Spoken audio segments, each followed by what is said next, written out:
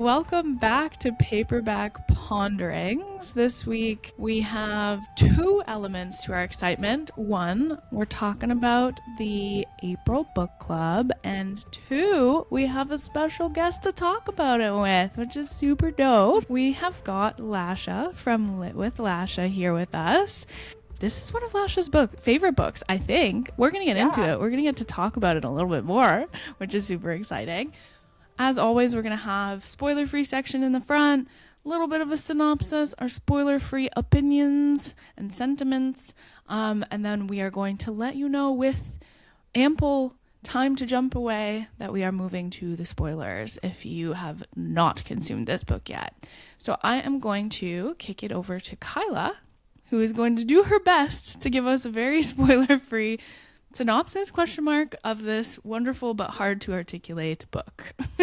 Yes, hard to articulate. First thing to know, you kind of have to read it to really know. But generally what it's about is it follows a scholar named Owen Mallory who has spent his whole life reading and studying the legend of the lady knight Sir Una Everlasting, who lived like 1,000 years before him.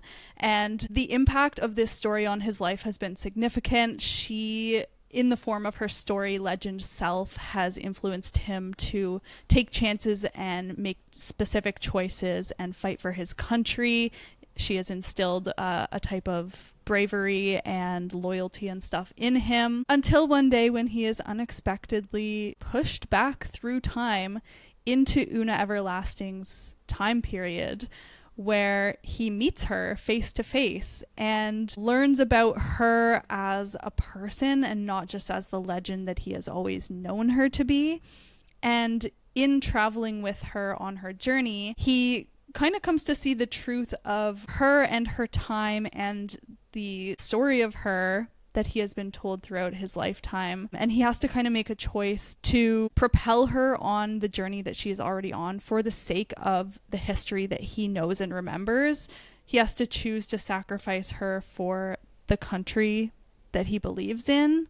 But he also starts to fall in love with her along the way. And this is not really a spoiler, but the story is about time loops. So we have kind of the moving through time, the replaying of the cycle of Owen meeting Sir Una Everlasting, and how that changes with each iteration of time until we are taught some very deep lessons. Some deep lessons in like fate and time. Fate and time and bravery versus cowardice and what makes up a nation and what really goes into stories, like who stories are told for, what their purpose is. There's a lot of meaning in this book. But it's quiet. It's like quietly meaningful. Messages aren't loud. What, Lesia, putting you on the spot. What are your kind of like spoiler-free thoughts, opinions, feelings? What did you rate it? What was your overall impression of this book? Tell us everything that you think. I love this book. It is one of my all-time favorite books, for sure. I've always loved Alix E Harrow's writing. I feel like her prose is just so beautiful, so lyrical, while not being like necessarily too over-the-top flowery. And something I love about kind of lady night books in general is the kind of gender bending to it, where, you know, traditionally we might see, you know, a knight and a scholar, or a knight and, you know, XYZ person as like a male knight and, you know, the weaker kind of female counterpart. Whereas in this one, we really get that flipped. We get our super strong, badass Una Everlasting and our soft Owen Mallory, who I love with all my heart. Yeah, I really enjoyed it. I've read it twice already. I arc read it with a visual read, and then I did the audiobook, I think in January, and the audiobook was phenomenal. If either of you haven't listened to it, it's so well done. But yeah, it just like, it's got such a special place in my heart now. It was so well done and just has imparted so many little like lessons and tidbits, and yeah, just so meaningful. What did you think, Sarah? Yeah, I was gonna say The narration, so I did do the audiobook. Your girl forgot to cancel her Everend Oh no. subscription. So I was like, well, we've already paid for it. Let's go listen to a book. So yeah, I totally agree. I would say it was very good. It was very well done. The narration was good in the audiobook, but also like the tone of the story was captivating. And Yes. I was saying to Kyla in the beginning, I felt as though I had a hard time like being immersed in it because it was like a story being told to me. Mm-hmm. And somewhere along the way, that sentiment shifted, and I was actually very highly invested in the story that was being told to me. I do think it was like about halfway through. Once I kind of caught on, I also do this thing where I don't like know what the book is about before I start reading Yeah. it. So I didn't know there was a time travel element to it. Oh, you didn't know that at all going in? Oh, so I was like, what the hell's going on? Who's this Mallory fella? I thought we were talking about Una Everlasting. So yeah, I had some like early on just general confusion. Not that it really affected my desire to listen to the book. It was more like, all right, Sarah, you gotta get it together and pay attention. What's going on in here? No passive Um, listening today. No passive listening through Seriously. this book. You couldn't do it. You couldn't do it, especially No. because it's like it's beautifully written. It's a wonderful like story. It keeps time travel relatively approachable. Yes. Sometimes it can get a little hairy with the time travel aspect. I didn't feel that way necessarily. So yeah, I thought it was a lovely book. I liked it more than I thought I would, given that like lack of immersion, immediate immersion that I felt in the beginning. By the time I finished it, I think I cried at the end. I shed a little tear. Hmm. I was feeling very invested in Mallory and Sir Una's story. I like Lasha said, like I love the gender bending. I also really love that like the soul deep love that they had for each other. It Yes. just felt like fated or like soulmates, you know what I mean? Yeah. And it kind of came slowly, but then it was just like inevitable, Yeah. you It know? was like slowly and then all at once, Yes. Yes, where all of a sudden you kind of felt I it. totally And agree. Hmm.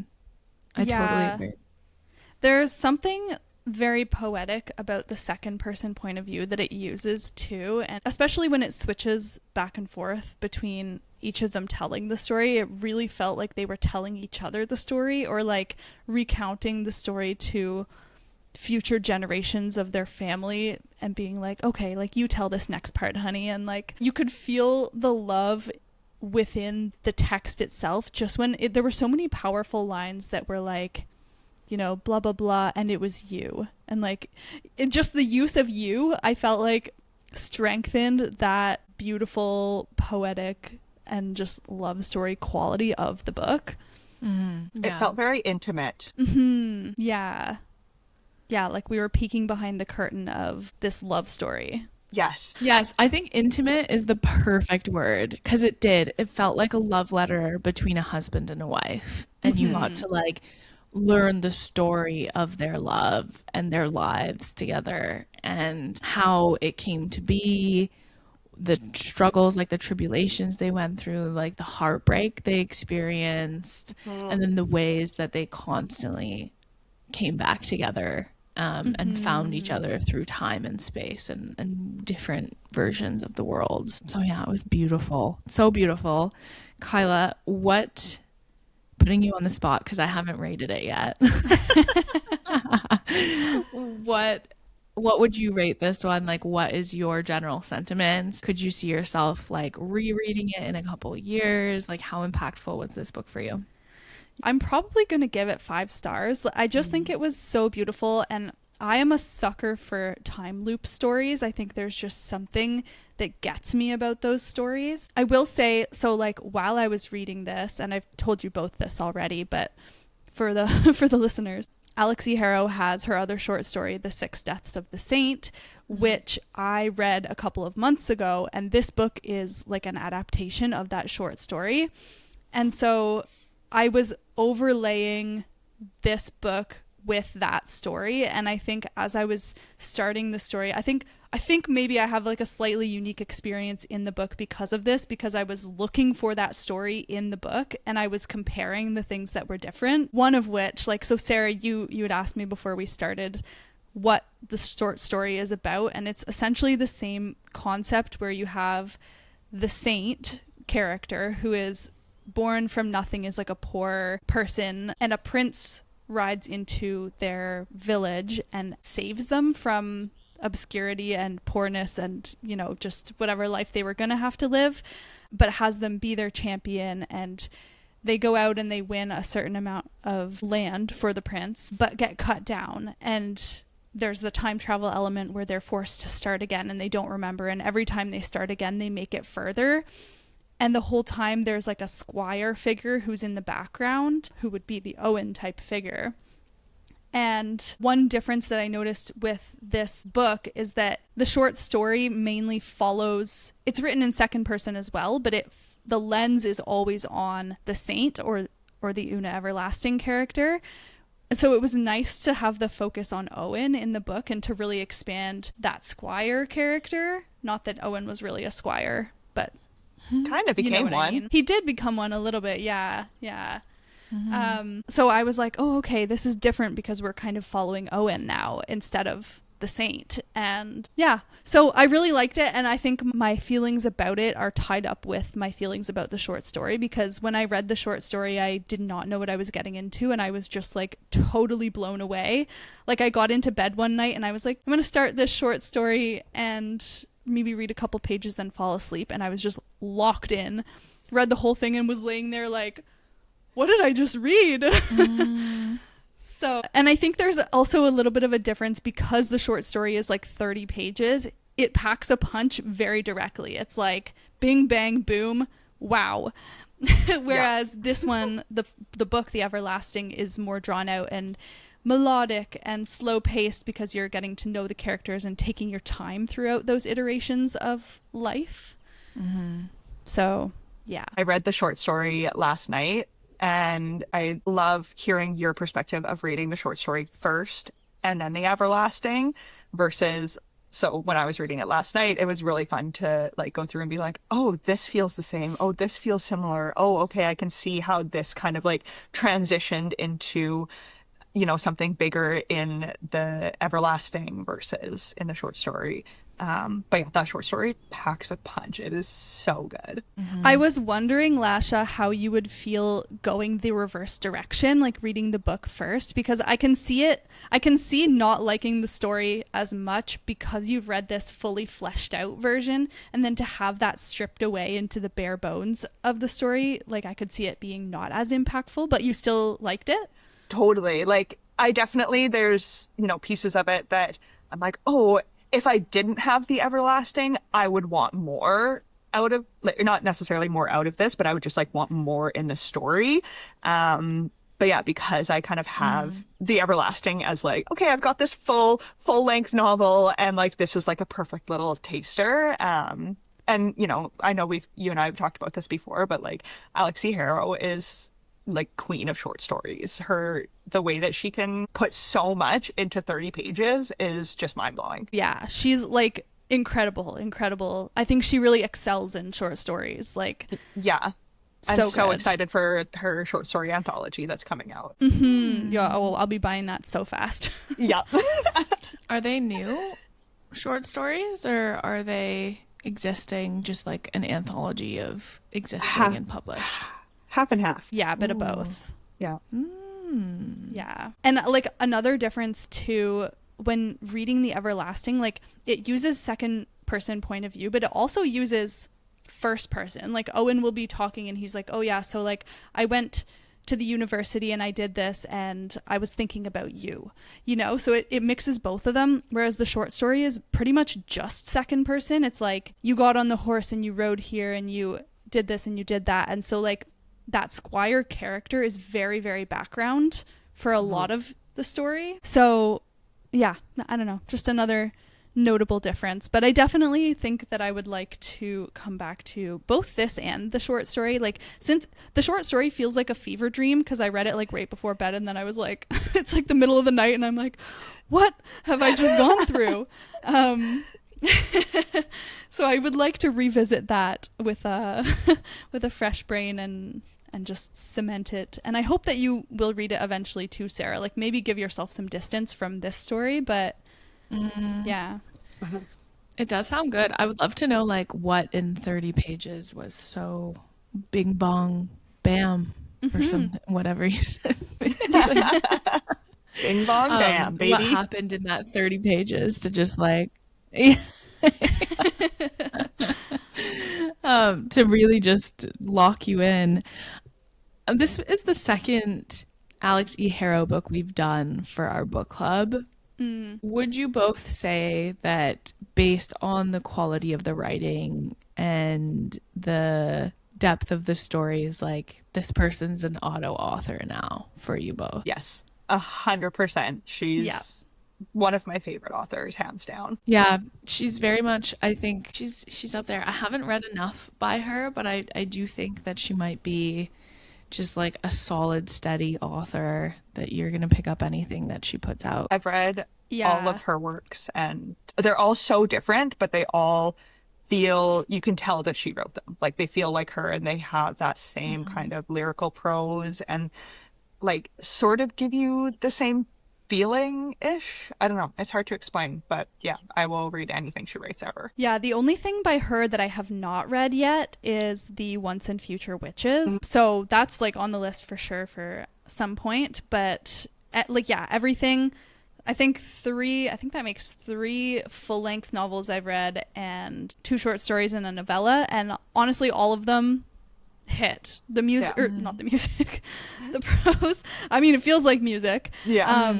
But I think you can sign up for her books and know that you're going to get a beautiful story no matter what it's about. Yeah, there's like this signature feeling that you get from her that's like, it's another just quietly impactful. There's like no words to it, but it draws you in its mundaneness. Yes. There's nothing wild or crazy or like adrenaline injecting stuff going on to keep your attention, but the story itself, the depth of the story, it's not complex, but it's certainly deep. And I think that is what keeps you there, along with some pretty killer prose. Yeah. I don't know, but it's a 10 out of 10. Kyla, I think that you and I have talked about this, I think when we were talking about The Knight and the Butcher Bird, but she really does find beauty in the mundane and the ugly, and just the way that her writing kind of brings that out is just so cool. And I feel like we really saw that in Starling House especially, is such a good example of these, not so attractive main characters and they're not nice people necessarily, but like you still are like so locked in. Yeah. Also, like, the Everlasting too is not an exception, because you've got like Owen, for example, who is awkward and he self-identifies as a coward from the beginning.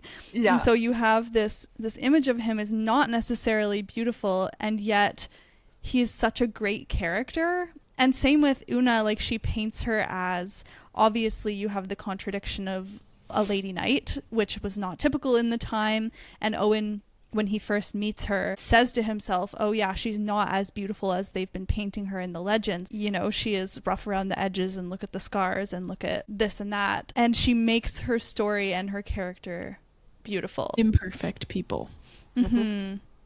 Yeah, I think Alix E Harrow is also really good with exploring specific themes and topics, and like the juxtaposition between certain opposing things, well, I guess like beauty and non-beauty, but also in this story, the bravery and the cowardice exploration stood out to me. And like, I don't know if we should just go straight into spoilers and continue this there. We can, yeah. I think that might be a good segue.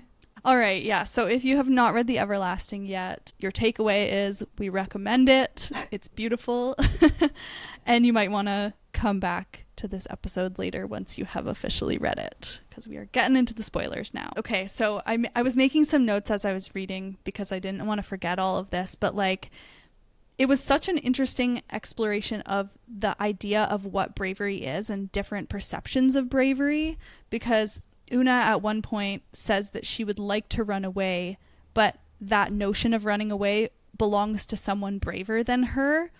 And yet some would see running away as cowardice. And Owen himself, you know, he tried to run away from the war in his own timeline and sees himself as a coward. And yet she sees him as brave for being willing to charge into the battle when he's unprepared. You know, he's always willing to try and save her and protect her, even though he ran from battle once before and he isn't necessarily interested in fighting. And there was just so much interesting exploration about bravery, whether it's still brave to fight for something that you know is wrong, or if it's still cowardice to run away from that very same thing that you know is wrong. I totally agree in the sense that I did love that they each had their role, and then throughout the story in different facets you saw like a challenging of what you would seem to associate that role with that quality. So like a knight who's not brave,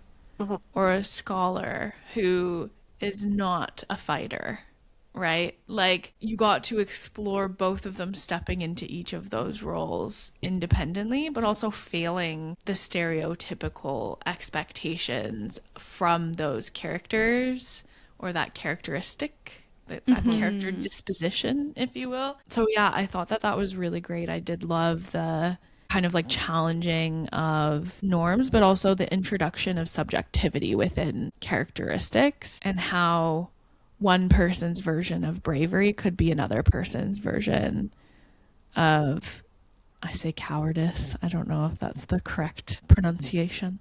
But I might have pronounced it wrong. I once, for a very long portion of my life, said genuinely instead of genuinely. So don't trust me. Don't trust me. You're watching too many like Southern, that's genuine leather.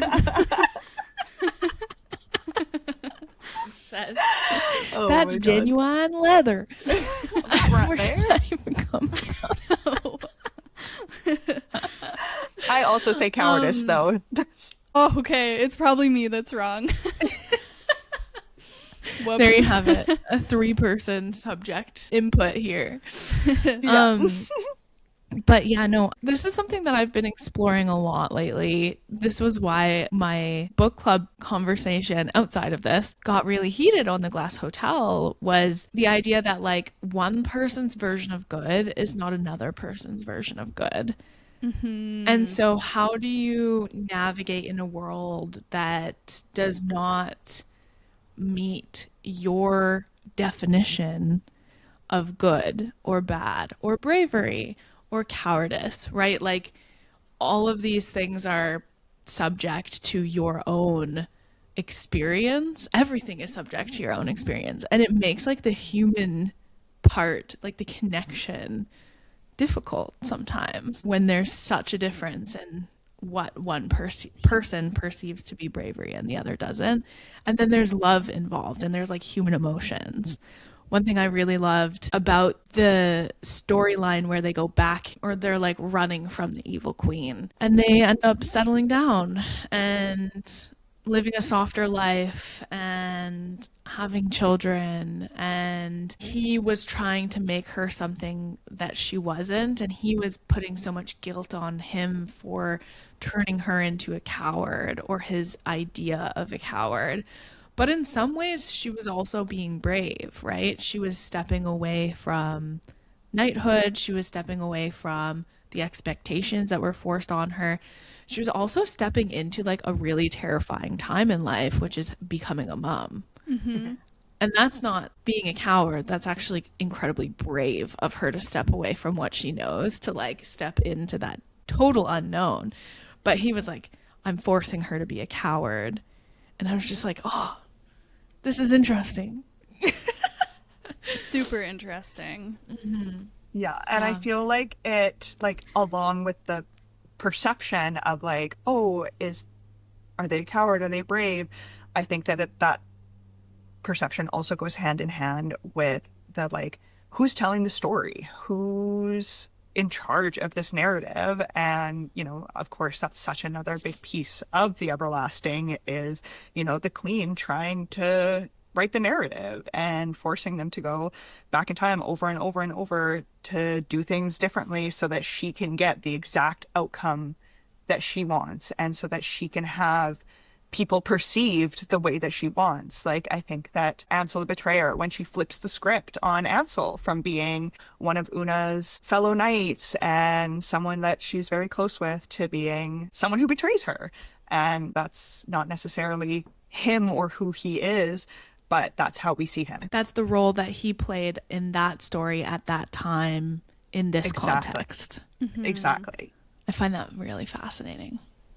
Even the queen's goals the whole time, I liked that she was a complex villain. But it's interesting because she's fighting for this world that she sees as better. Like, she believes that she is truly helping the country by uniting it instead of having warring nations. And she's kind of like, there's always going to be people fighting for the throne, but it, you know, look at this reality that we've created that's so much better this way. But again, that's her perspective, because you could also look at the situation and be like, yeah, there's always going to be people fighting for the throne, so what difference is it really if, you know, the nations stay separate and you don't hurt all these people along the way to make it happen this way. Yeah, let's talk about the queen a little bit, because I felt like we get a nice insight into like what drives her, what motivates her, but I also had a hard time. Like, what are your thoughts on why she needed Dominion to be so perfectly aligned with her vision of what a good society looks like? Like, I had a really hard time connecting with her sometimes. I was just like, this is giving evil villain. And even the like reveal at the end to show like her story and why she might have done what she had done, it didn't do enough for me to like really feel conflicted about this woman, you know? Yeah, I never thought that she was right, but you know, there is an interesting feminist component to it where she's told as a child, look back in history, there's never been a woman in charge, or there's never been a woman who's become something, and so why would you become something? And so you can, like, in to a certain degree, admire her ambition to claw her way up from that and to make sure that it was queens who were remembered throughout history, and there was a female knight who was the legend that was remembered throughout history. But I think she also became power hungry and corrupt at the same time. Yeah, you really saw the like obsession come through, where it was like, you know, maybe at one point in time she had a point and like you can kind of see where things started. But then she just like became so obsessed with creating the perfect story and like nitpicking every little bit of like, oh, if I change this one little thing, that's going to make it all perfect. And this like desire for perfection, basically, that just was never going to be possible. Yeah, like she had it in a place where the world was in a good place, but to go back and change something like adding the prophecy at the end of the story so that she could become a queen instead of just a chancellor, like, it's those things that you see her becoming power corrupt.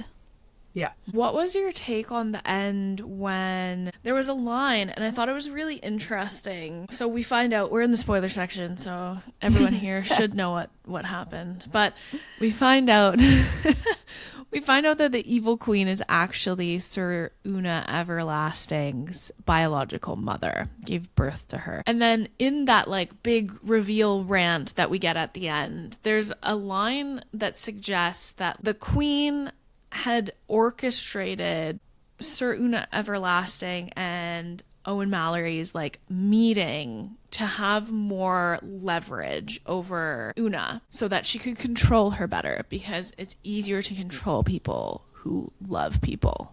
Like it's inevitable that there's a lever that you can pull with that.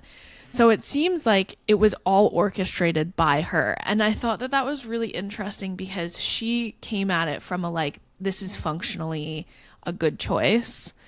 But also like, do we think that there was some motherly, I'm trying to take care of you component here? Do you think there was like no redeeming qualities in that outside of if you love someone, I can control you better? Do we think that there was a piece of her that wanted Una to have companionship? I think that maybe she told herself that. Like, she seems like the kind of mother who would be like, yes, I'm doing this for your own good so that you can have a chance at love, but not in like a genuinely way.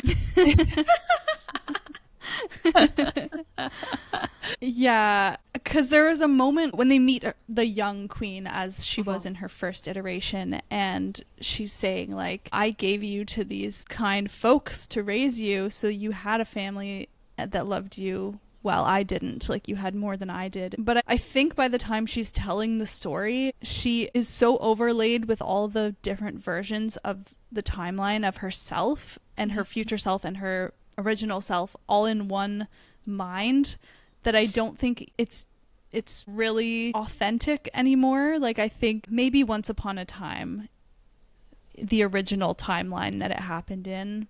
But then again, it's all a loop, right? So was there ever really a version of her that was untainted in the mind by her future self's actions to have been able to do something for her daughter for love? Yeah, I don't know, man. Yeah. I thought she was an interesting character. I don't know how I feel about her. I don't know if I'll ever know. Yeah. Mm-hmm. And I liked Ansel and how in the end he did make the choice to save them, because I don't know, so we didn't even spend very much time with Ansel at all, but he kind of reminded me, he felt like a familiar character.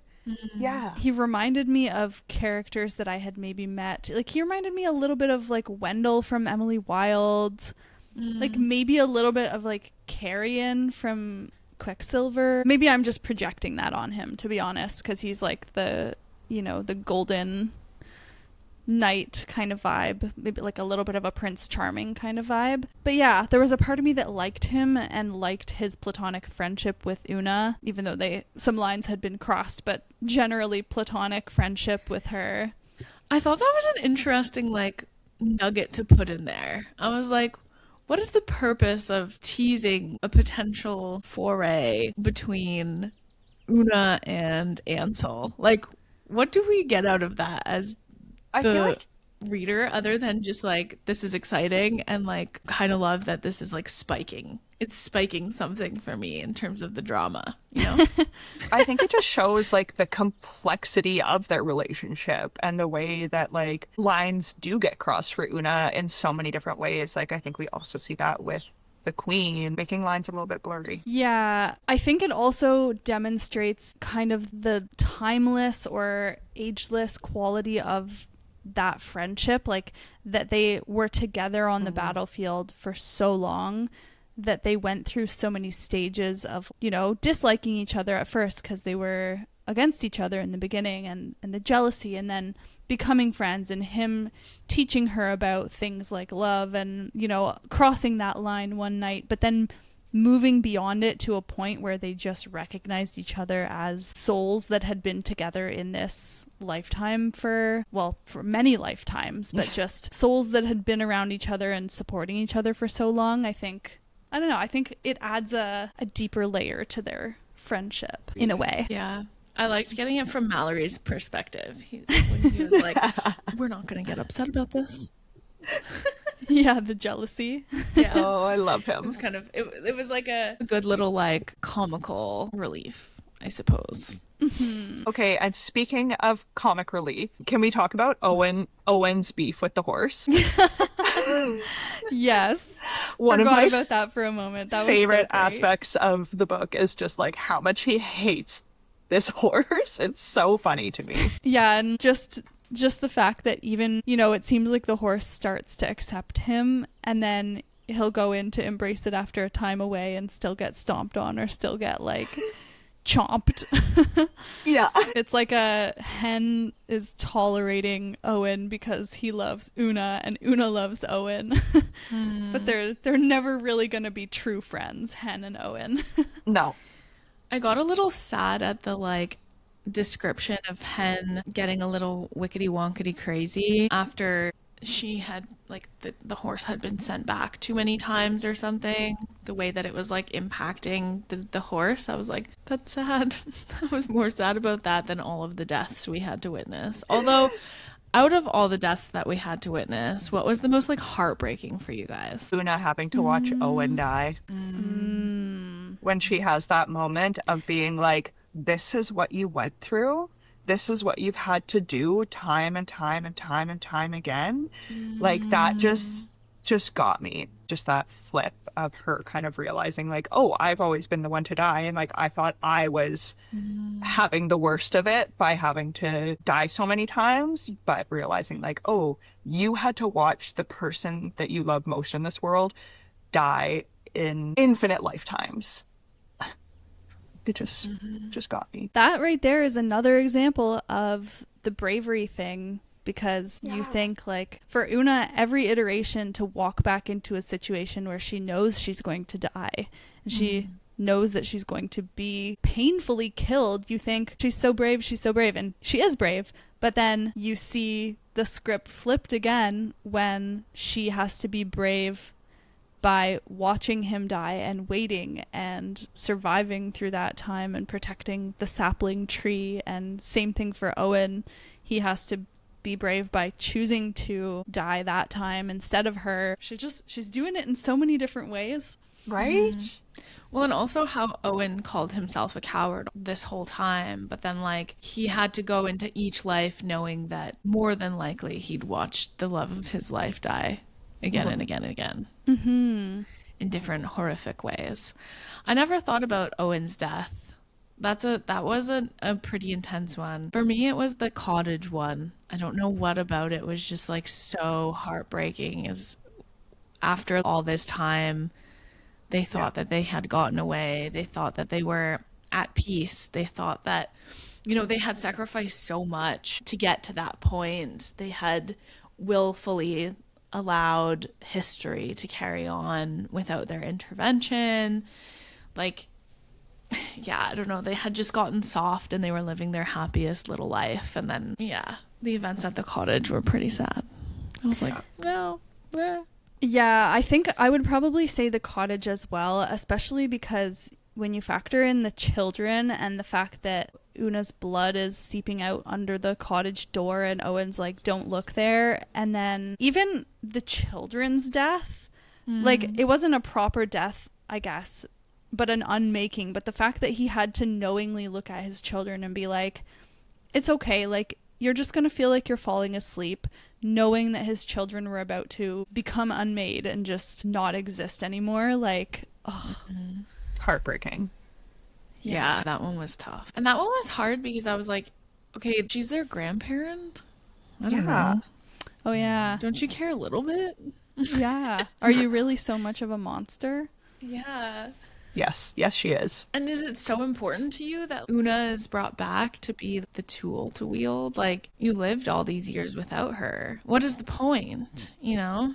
What are you trying to fix here? What is the goal? I'm getting a little lost in the sauce. And I feel like it just comes back to control for the queen and like that need to control the narrative and have control over Una. And like, even though, yeah, it's like she doesn't need her, but just knowing that she's out there existing without her permission, I guess, or her guidance, that she just feels like, no, I need to like grab onto this and never let go. Yeah. Yeah. I also felt that Mallory's like relationship with his dad was a very interesting one. There's a lot of complexities there. And the last kind of like cycle of life where he went to his dad, and there was a like respect but also a sadness in the relationship. Yeah, the dad was interesting, and I liked that we find out, you know, that so Owen grows up spending all this time being ashamed of his father and seeing him as this deserter.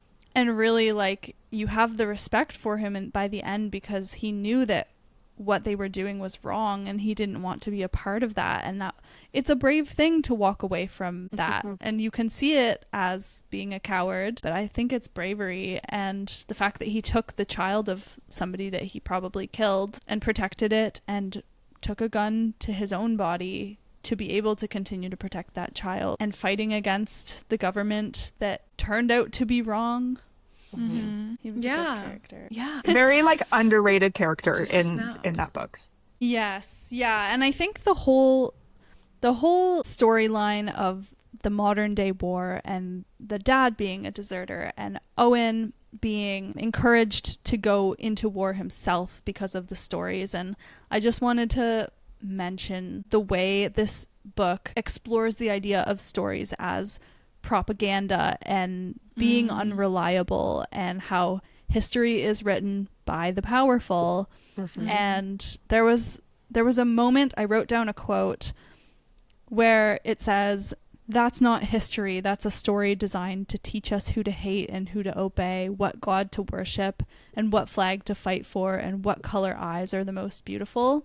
And it's just so relevant to our own lives because we also have histories and mythologies that we look back to that we decide our identity from. Like there was another quote, "A nation is a story we tell ourselves and stories change if you let them." And it's just relevant to look back at what we tell ourselves and what's in our stories and how maybe we should be looking at our history with a more critical lens sometimes. Yeah, How I have loved we been that. manipulated by the stories that the people in charge have told? 100%. I did like, in regards to stories, with the time travel element in this book, there was a moment where, so you have all these conflicting histories of Una Everlasting, and the moment when Owen realizes that the conflicting histories are because of the time travel and people remembering things differently and having these snatches of memory that carries down throughout time. And I just thought that was a cool way to spin it because in our own histories, like, we do have legends that date back a long time and we do have conflicting accounts of those legends. And not saying time travel is real, but I just thought it was a cool concept. It made me, there was one point where, because like I feel that Owen kind of could recognize where he came in and started writing her history, but I'm like, I want to know who else was writing her history because I'm sure that, yeah, there was other folks. And I feel like perhaps the Queen alluded to that where she kind of said like, you know, Owen wasn't necessarily the first and that she had other people involved. And it's like, I want to know more. Yeah. And like, because it kind of said the other scholars throughout time that Owen has referenced as having written these accounts of Una Everlasting and how those accounts came out at convenient times for the Queen. And so I'm wondering, like, were those scholars living this same story that Owen was sent back to live, or was it previous legends of Una Everlasting that they were sent back so maybe they exist in those timelines with her where she's, you know, doing the Battle of the Black Bastion and other things and not this final one? Like, or is their presence in Una's story erased because the Queen did it again with Owen instead of them? I don't know. Such a mystery. Kind of food for thought. It is kind of a mystery. I think also something that I found really interesting about the story was Una and how she finds out that her entire identity and life were fake and that she was just unknowingly acting in somebody else's play for her entire life. And like, just what would that do to you? Like, what would you even do with yourself when you find out that it's all been a lie? Like, have you guys seen The Truman Show? Yeah. No. Movie? You have? Yeah. It reminded me of that a little bit because it's like this guy, he's like living in a fake simulation. Like, everybody knows it's fake around him. He's the only one that doesn't know that he's in this TV show as his life. Same with, have either of you guys watched Westworld? No, I haven't watched that one. Well, highly recommend. But it's like this futuristic world where they've created this Western themed park where you can pay to go, and they have really lifelike robots as people playing out the same day over and over. and they're playing these characters, and people can pay to go in and like live out their Wild West dreams in this realistic park, and the robots are just reset at the beginning of every day to play out the same script, the same story. And it reminded me of that, like, what makes Una real? And then when she realizes that her life has been fabricated, does it make it any less real who she has become when she still has the urge to pick up a sword and defend and stuff? Is that still authentically her, or is that just something that's been placed in her by someone else? Like, who is the real Una Everlasting? And I feel like you get to kind of see her explore who she is, obviously, kind of when they are on the run. But then, yeah, you see her kind of still coming back to, like, I want to pick up my sword. I want to be the defender. But yeah, like you said, it's like, is that just because that's all she's ever known? Or is that truly who she is as a person? That would mess you up. Props to Una for getting through it. Yeah. Somewhat sane. There's really no way to know, I think, by that point in life. Like, your identity is so tied up with your history, whether your history was decided by someone else or not. And yeah, it's just really interesting. Kyla, that's a bar. That feels like it's just like everyone's whole existence. Yeah. It's just like, oh, decided by other people? yeah. It's a bar, like a poem or something. Like, that just felt very real. Yeah, I mean, you're kind of right. 'Cause it goes back to, nature versus nurture, and who would the same person be if they had been born in, a different part of the world, or just a different circumstance within their family, and how much does that affect who you become? And do you have an identity that exists without the nurture part? Like, is there really a nature without nurture? How much of a product of your environment are you? Big thoughts. Big really thoughts big for a thoughts Sunday for morning. on a Sunday morning. But yeah, I found I didn't expect this book to be so philosophically driven, if that makes sense. And I suppose, like with any book, the message is where you look, right? Like, you are projecting your own experience onto the lessons or messages that are trying to be elevated in a book or story, or not even really. Like, I think that sometimes you'll read a book and the author will do something that they didn't even know they did, or that book will do something for you that the author did not intend intentionally whatsoever, and it ends up being transformative or impactful. And I think that's like the great thing about books, is they become their own thing based on your experience and what you're looking for, or where you're at in your own life. And you can see that through stories a little bit clearer because it's outside of you. I think you were wondering how she went bing bang boom in 30 pages with the short story. I think a lot of it with her short stories too comes down to the fact that they feel so philosophically driven. Like, there are so many messages to be teased out of the text at different points. And same with The Night and the Butcher Bird by her is another one that just does so much within 30 pages that I was like, where do I even start with trying to process what I've just read? But you're so right that you could read a book like this and just gloss over all of it. And I like that by talking about it here in the podcast, at least we have the opportunity to try to break it apart and see what she was doing, because it feels intentional. I do think Alix E Harrow as an author is doing this with intent. 100%. I feel like everything that she put into this book feels so, intentional is the best word for it, for sure. Specifically intentional. Yeah. Also, something that I wanted to touch on, sorry, the cipher and the use of the cipher in the book. I thought that was so cool. And Sarah, since you audiobooked, I think that that's also a really interesting difference between the visual read and the audiobook read, because you do actually get to see the cipher in the physical book, because she does it with the grammatical errors and things like that. And I just thought that was so cool and so smart of Owen to use that cipher to like clue into his future self or alternate storyline self that like something's going on here. Yeah, it felt like such a well done plant by her because it was mentioned in the beginning as something that the father does with his rebel friends, and then he was able to use it. But then you could see the moment where he's translating the book in the future and he doesn't remember yet, and he's like, yeah, strike that grammatical error, and you're like, no. When he's like, oh, this so it was idiot. very satisfying when he finally remembered and was like, yeah. Yeah, that was really interesting. I liked that. I don't know if it translated through in the audiobook as well. It wouldn't have, like, no. at all. Mm-hmm. Like, my brain was like, Cypher what? Just 4 seconds ago. So Yeah.